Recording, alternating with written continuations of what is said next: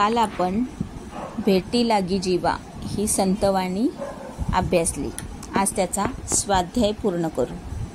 प्रश्न पहिला, तक्ता पूर्ण करा. अनुक्रमांक 1, वाट बघणारा कोणी? चकोर. कोणाची वाट बघतोय? पौर्णिमेच्या चंद्राची. आणि वाट बघण्याचे कारण? चंद्रकिरण हेच त्याचे जीवन.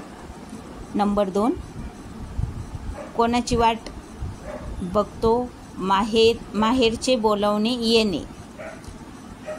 हे कोण बघतं वाट? लेक.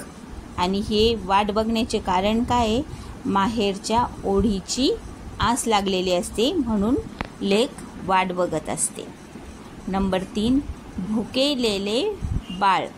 भुकेलेले बाळ कोणाची वाट बघणार? आईची. आणि वाट बघण्याचे कारण? भुकेने तो व्याकुळ झालेला आहे. ते बाळ व्याकुळ झालेलं आहे म्हणून आईची वाट बघतोय. नंबर 4, पांडुरंगाची. कोणाची वाट बघतोय? पांडुरंगाची. कोण बघतोय? संत तुकाराम महाराज हे पांडुरंगाची वाट बघताय. आणि वाट बघण्याचे कारण काय? दर्शनाची ओढ. हे बघा, यात एक लक्षात ठेवा, जे हायलाईट केलेलं आहे, जे बोल्डमध्ये लिहिलेलं आहे ना,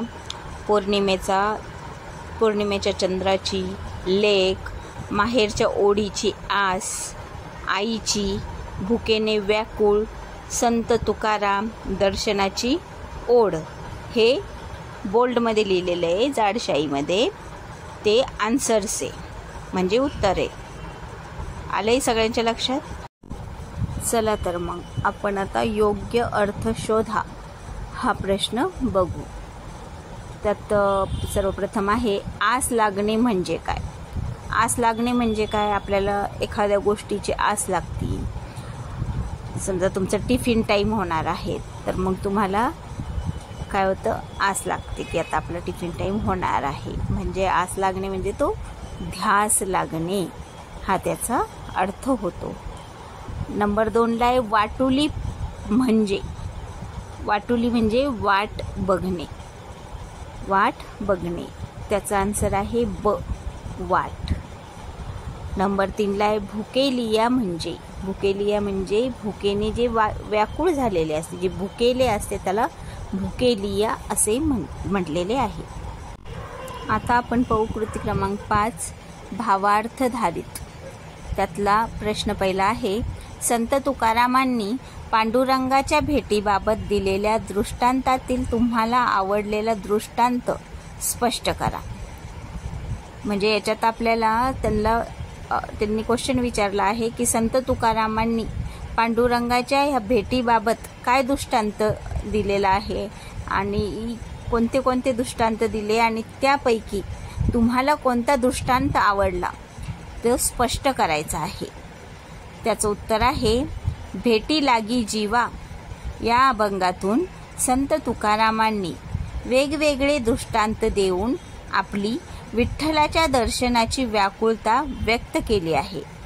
आपली विठ्ठल भेटीची ओढ किती तीव्र आहे हे सांगताना तुकाराम महाराज चंद्रकिरणांची वाट पाहणाऱ्या चकोराचा, दिवाळीची वाट पाहणाऱ्या लेकीचा, भुकेसाठी व्याकुळ झालेल्या बाळाचा दृष्टांत देतात.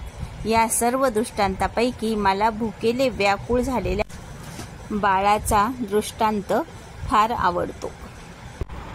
लहान लेकरू आपल्या गरजांसाठी आईवरच अवलंबून असते. त्याला भुकेची जाणीव झाली की ते जोरजोरात रडू लागते. रडून रडून गोंधळ घालते. आपल्या आईच्या प्रेमळ स्पर्शासाठी, दुधासाठी ते आसुसलेले असते. तिची वाट पाहत असते. ही जी भुकेल्या लेकराची आईसाठीची ओढ आहे, तशीच तुकाराम महाराजांनीही आपल्या विठू माऊलीच्या भेटीची ओढ वाटत आहे. अशा प्रकारे आई व लेकरांच्या नात्याद्वारे आपल्या मनातील विठ्ठल भेटीची तीव्र आस व्यक्त करणारा संत तुकारामांचा हा दृष्टांत मला फार आवडतो. चकोराच्या दृष्टांतातून संत तुकाराम काय सिद्ध करू इच्छितात ते तुमच्या शब्दात लिहा.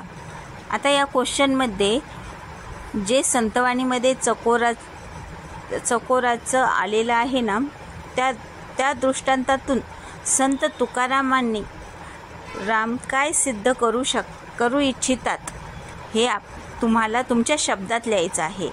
त्याचं उत्तर असं आहे, भेटी लागी जीवा या अभंगातून संत तुकाराम महाराजांनी वेगवेगळे दृष्टांत देऊन आपली विठ्ठल भेटीची ओढ समर्पक शब्दात व्यक्त केली आहे.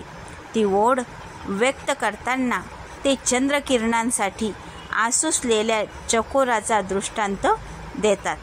जसा चकोर पौर्णिमेच्या चंद्राची वाट पाहतो, जणू पौर्णिमेचे चंद्रकिरण हेच त्याचे जीवन आहे.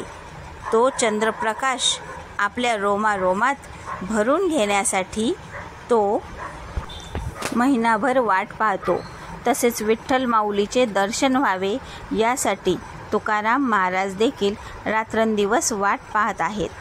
अशा प्रकारे चकोराच्या दृष्टांतातून संत तुकाराम आपली देवदर्शनाची व्याकुळता सिद्ध करू इच्छितात. कृती 3 शब्दसंपदा. खालील शब्दाचे समानार्थी शब्द लिहा. आसचा समानार्थी शब्द काय आहे? ओढ, इच्छा. आता आहे उपक्रम. पहिला उपक्रम आहे तुम्हाला संत बहिणाबाईचा जलविन मासा हा अभंग मिळवून त्याचे तुम्हाला वर्गात वाचन करायचे आहे. आणि दुसरा उपक्रम आहे संत कान्होपात्रा यांचा नको देवराया अंत आता पाहू हा अभंग मिळवून त्याचे वाचन करायचे आहे. आता आपण मराठी ग्रामरमधील अलंकार समजून घेऊ. आपण जेव्हा कथा, कादंबरी, कविता, नाटक वगैरे साहित्य वाचतो तेव्हा दैनंदिन जगण्यातील भाषेपेक्षा थोडी वेगळी भाषा आपल्याला वाचायला मिळते. आपल्याला साहित्य वाचताना आनंद मिळवून देण्यात त्या भाषेचा मोठा वाटा असतो.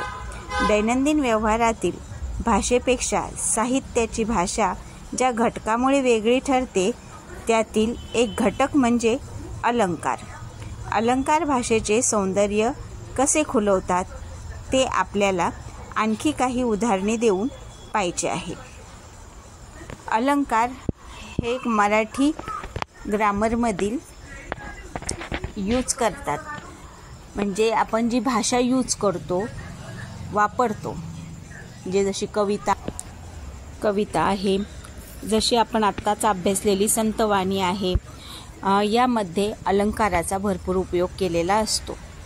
अलंकाराचे 2 प्रकार आहेत. एक शब्दालंकार आणि एक अर्थालंकार. शब्द अलंकारमध्ये यमक, अनुप्रास आणि इतर गोष्टी वापरलेल्या असतात आणि अर्थालंकारमध्ये उपमा, उत्प्रेक्षा, रूपक आणि इतर गोष्टी असतात. हे आपण डिस्क्रिप्टिव्हरित्या दुसऱ्या लेक्चरमध्ये बघू. जर तुम्हाला हा व्हिडिओ आवडला असेल तर लाईक, सबस्क्राईब, शेअर करा. पुढच्या व्हिडिओमध्ये आपण संतवाणीचा दुसरा भाग डिस्क्रिप्टिव्हरित्या पूर्ण सुरुवातीला आपण वाचन करू. त्याच्यानंतर मी तुम्हाला फुल एक्सप्लेनेशन आणि त्यानंतर स्वाध्याय पण पूर्ण समजावून अशाच प्रकारच्या नवनवीन व्हिडिओसाठी तुम्ही माझ्या चॅनलला लाईक, सबस्क्राईब करा आणि तुम्हाला जर ही माहिती महत्त्वपूर्ण वाटत असेल तर तुमच्या मित्रांनाही शेअर करा.